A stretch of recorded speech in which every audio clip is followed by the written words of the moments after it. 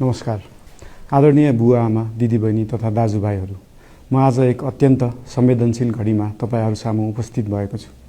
केही दिन अघि सुनसरीको देवानगञ्ज, सिराहा लगायतका स्थानमा भएको दुःखद घटना र त्यसपछि केही जिल्लाहरूमा उत्पन्न अशान्त वातावरणलाई लिएर नेपाल सरकार पूर्ण रूपमा गम्भीर र संवेदनशील छ।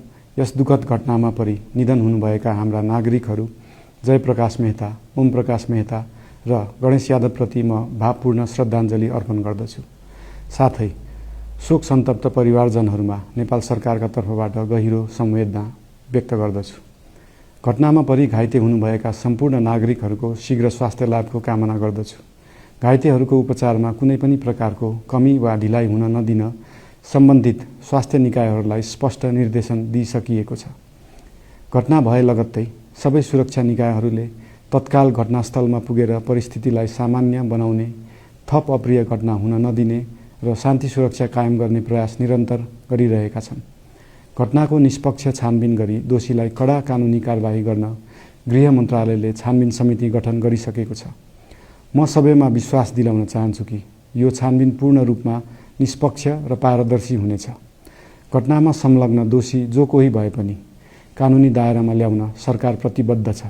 अवस्था थप नबिग्रियोस्, कुनै पनि नागरिकको जनधनको क्षति हुन नपाओस् र स्थानीय स्तरमा विश्वासको वातावरण बनोस् भन्नका लागि नेपाल सरकार निरन्तर क्रियाशील छ।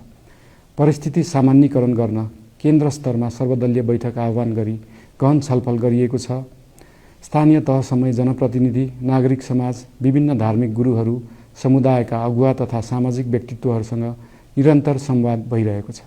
स्थानीय स्थितिको प्रत्यक्ष अनुगमन गर्न, पीडित पक्षसँग संवाद गर्न र शान्ति सुरक्षालाई थप सुदृढ बनाउन गृहमन्त्री स्वयं सो स्थानमा पुगिसक्नु भएको छ।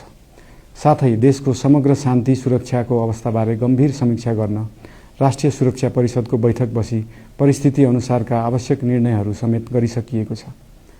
यस्तो संवेदनशील घडीमा सामाजिक सञ्जाल वा अन्य माध्यमबाट असत्य, अपुष्ट सूचना, अफवाह, घृणा फैलाउने सामग्री वा समुदायबीच वैमनस्य बढाउने अभिव्यक्ति प्रचार प्रसार नगराउन अनुरोध गर्दछु।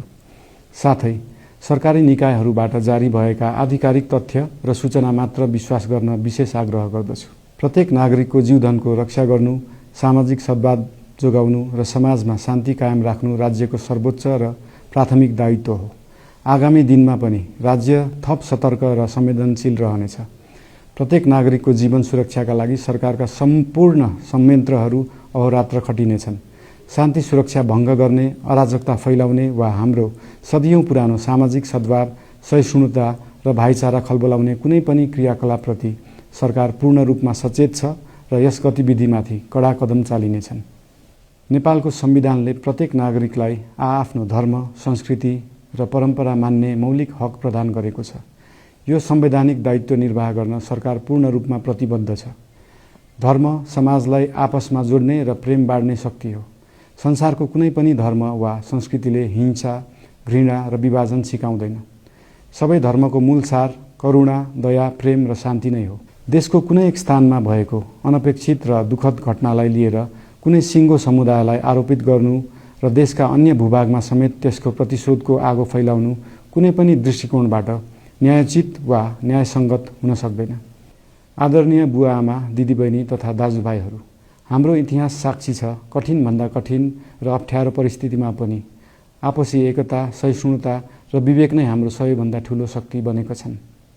हामी सबैले जिम्मेवार नागरिकको भूमिका निर्वाह गर्दै यो सुन्दर र शान्त नेपाली आकाशमा मडारिएको अशान्तिको बादल हटाउनु पर्नेछ। हम आम नागरिक, नागरिक समाज, धार्मिक समुदाय, सब आदरणीय अगुवा, सब राजनीतिक दल आ जिम्मेवार संचार के माध्यम सबके धैर्यता आ संयमता अपना के शांति, सद्भाव, भाईचारा आ राष्ट्रीय एकता कायम राख के लेल सरकार के तरफ से हार्दिक अपील कर रहल छी। धन्यवाद।